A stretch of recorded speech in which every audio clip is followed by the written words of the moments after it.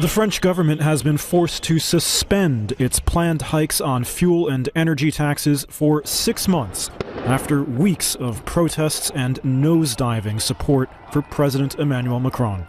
And they may be softened when they are implemented. It's the first major defeat for Macron and comes at an inopportune time. Reuters Paris bureau chief Luc Baker. He's tried to show himself to be a very different style of president, someone who's willing to shake up France, to do things differently, and to drive policy changes like a carbon tax to encourage people to shift away from cars and to start to be more environmentally friendly. If he backs down on this, which it looks like he's going to do, it will show that the president, for the first time, has shown weakness, is willing to change policy in the face of mass popular unrest.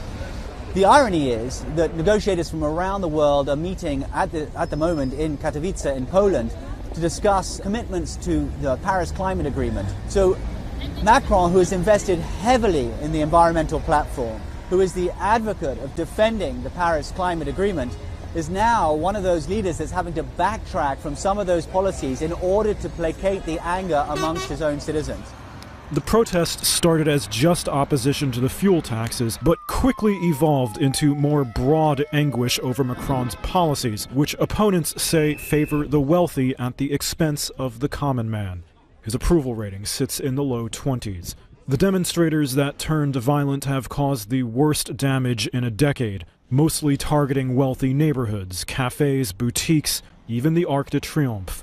Macron's defeat comes a day after the White House announced it was seeking to end its own subsidies for electric cars and renewable energy sources. The U.S. pulled out of the Paris Climate Agreement last year.